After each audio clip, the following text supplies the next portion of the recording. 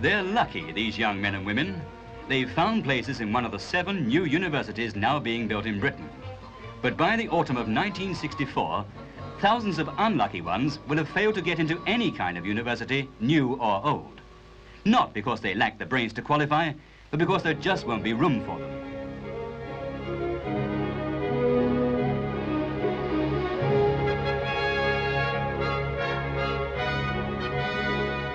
"600,000 post-war babies are now 18, but every year 840,000 babies are being born, so that for years to come there'll be more university candidates than places." From Belgrave Square in London, a committee headed by Sir Keith Murray advises the government on expansion needs. Full-time students have more than doubled since 1939. Towards the end of the 60s, about 200,000 may qualify for university. Yet even by the early 1970s, there'll be room for only 170,000 on the present expansion plans.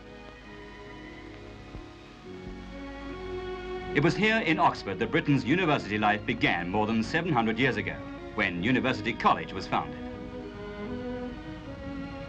For centuries, it has been renowned throughout the world for scholarship and learning.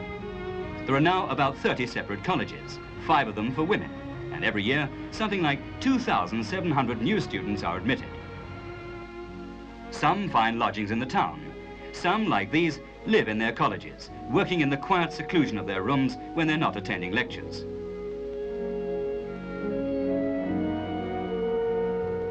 A cup of tea can be an aid to concentration.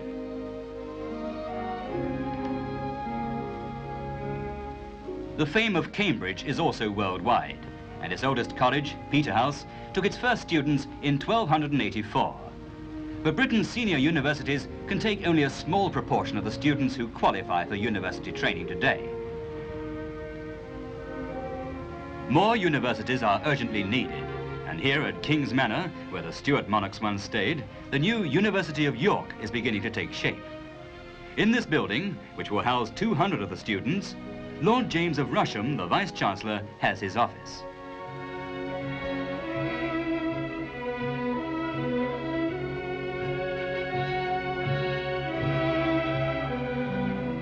It's not far from York Minster and the quaint narrow streets which span the centuries. Within a mile of the ancient city walls is Heslington Hall, an Elizabethan mansion which is being converted to be the main home of the new university. New buildings will rise here alongside the old, housing still more of the 3,000 students expected in the next 10 years.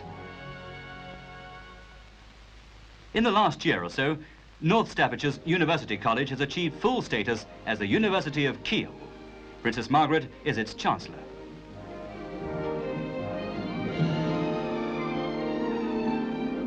The Queen Mother, who laid its foundation stone, is herself Chancellor of Britain's biggest university, London. Here, more than 20,000 students from many countries are equipping themselves for a world which demands higher and higher qualifications. In the heart of the Downs on the south coast is the first of Britain's new universities to get into its stride, the new University of Sussex, where studies and building are going on at the same time.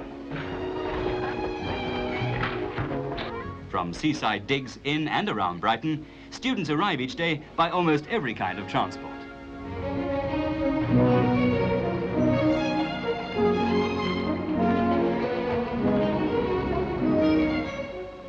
Already there are more than 400 students here. By 1972, there'll be 3,000. For undergraduates like these, the Sussex system means a formidable syllabus of work. They have to take one main subject and must also study 2 other subjects related to it. For instance, if French literature is their main subject, they must also study French and European history and philosophy to put it in its setting. John Fulton, Vice-Chancellor of Sussex, combines a wealth of experience with youthful enthusiasm. Like Lord James, he's radical in outlook, receptive to ideas, and wholly dedicated to the new approach to teaching. You see the trend in the lecture rooms, in the reading rooms, and in the spacious library of the buildings designed by Sir Basil Spence. From the start, the university's sponsors have gone out for this new approach which combines the benefits of specialized and general tuition. They're out to avoid the intense specialization which they see as a danger in present-day education. The aim is to turn out full, uncultivated citizens. This end is being achieved, not only by study, but by the interchange of ideas and experience.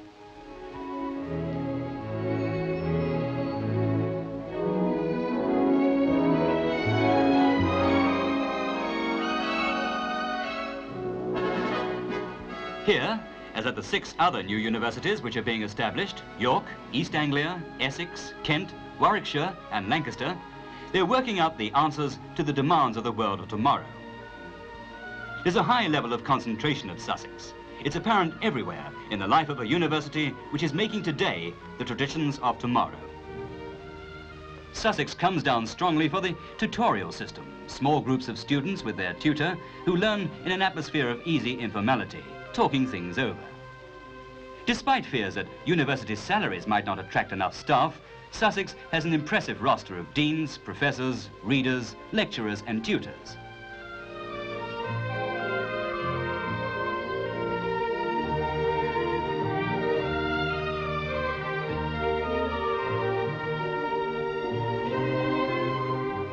In the great debating hall, undergraduates assemble in the Greek-styled bowl to develop skill in persuasive argument and sometimes pure oratory. Soon, many will work and sleep in the university, for 2 halls of residence are to go up on 200 acres. When the day's work is over, they meet in the junior common room to talk and to compare notes.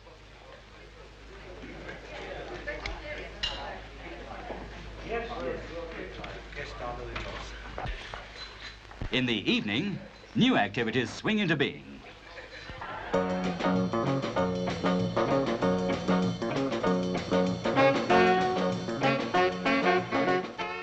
Swing seems to be the right word, as one of the university's jazz groups takes off on a hot number.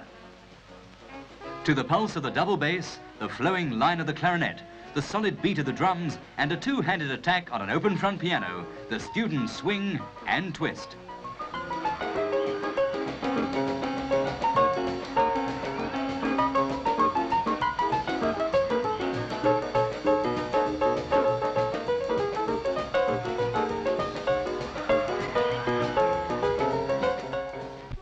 Music of another kind finds its supporters too, though somewhat less demonstrative.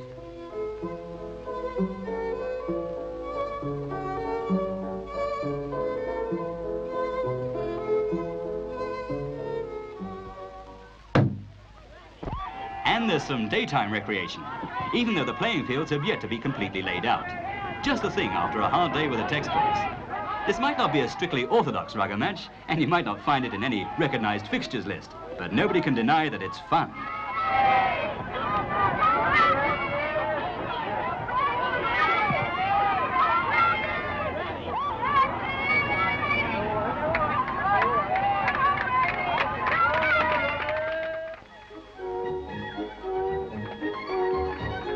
Feeding the growing population is no problem at Sussex University.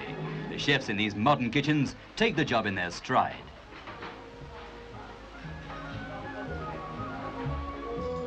In the dining hall, everything goes like clockwork.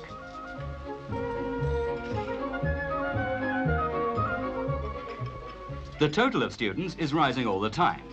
There are nearly 20 applications for every vacancy the university can offer. What does it cost for students like these to get the new approach to university education? Fees here range from £60 to £75 a year, though it costs on the average £550 a year to educate a student in a British university. The rest of the money comes mainly from government grants. The nation's new educational plans also provide for a rising tide of Commonwealth students.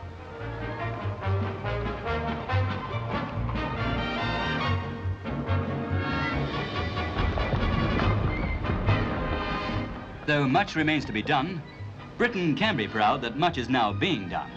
We're driving into an exciting new decade for university education.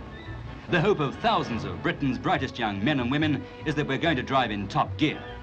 And whether the setting is walls of modern brick or the weathered stone of centuries, the goal is just the same: to turn out men and women equipped in every way to face the challenge of the world of tomorrow.